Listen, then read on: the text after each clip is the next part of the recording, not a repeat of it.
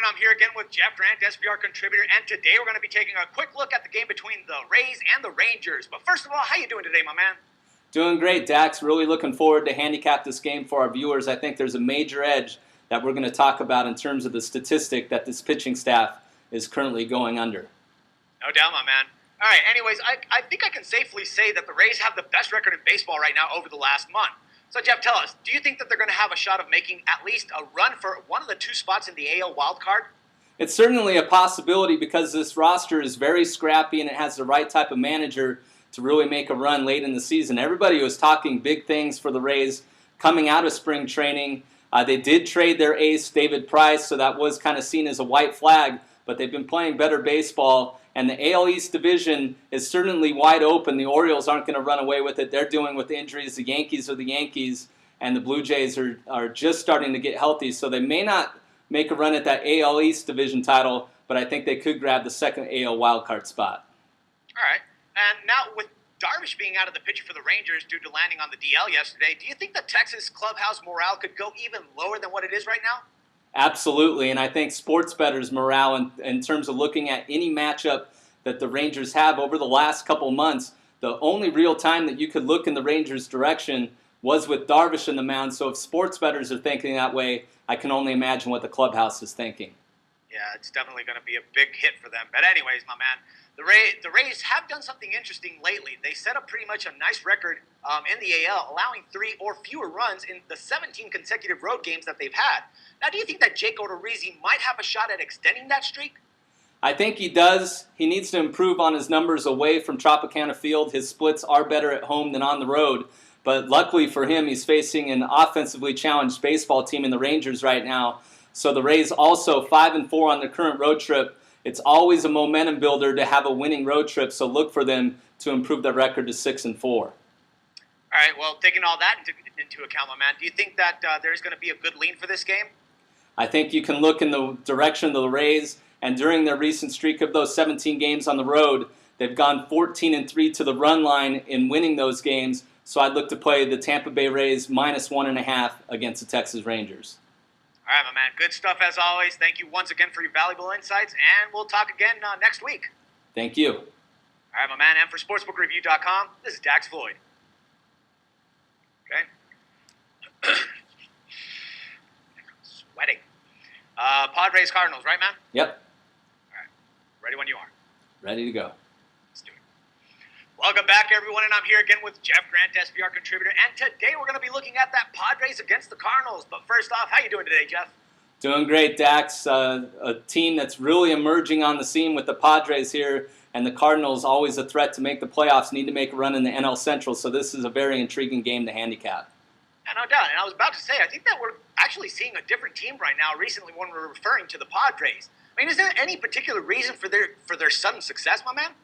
I'm going to tell you right now that I'm from Southern California. I spent some of the summer there, and everybody was down on the Padres in local sports talk radio. Since I've moved back to Las Vegas for the football season, this team's really emerged. And one of the more important things when you're looking at the roster, just on Tuesday night, this team had a precedent in starting 7 players that had a Latin background. So this is a new look roster, so it's a very interesting team to handicap over the next 6 weeks, as I think they want to build momentum for 2015. No doubt. I mean, that is what it's looking like it's going to happen. But anyways, my man, the Cards are actually still 2 games back in the NL Central standings. Now, do you think that their offense might be able to make a run and pick up things in the final 6 weeks of the regular season? I do think that they'll turn things around. Their leadoff hitter is starting to hit. Matt Holliday has always done better after the All-Star break, and manager Mike Matheny has kind of switched things around. Baseball players often fall into a routine, and the previous routine was not working, but now instead of hitting on the field before games, Matheny is really turning to batting cage work, which allows the hitting coach and other members of the coaching staff to really try to figure out what's going on offensively. So expect better numbers from the Cardinals moving forward. All right, and what about Eric Stoltz? I mean, he's won back-to-back starts for the first time this season. Now, do you think that he might revert back to losing ways going on the road now, considering that he's going to be playing at Busch Stadium?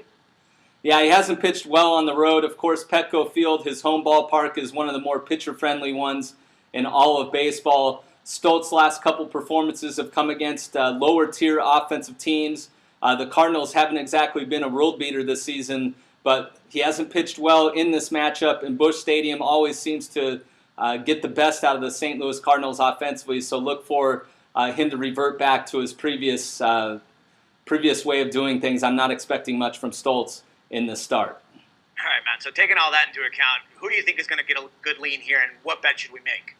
You know, you can only look to the under in the Padres games in the first 100 or so games of the season, but now they are averaging more than 4.5 runs over the last 2.5 weeks. While I said the Cardinals, I think, are going to start performing at a higher level offensively, and Matt Carpenter, their leadoff hitter, has always had success against the Padres. That's always a good start to get things going. And John Lackey coming off his worst start of the year, trying to make that transition from the American League to the National League.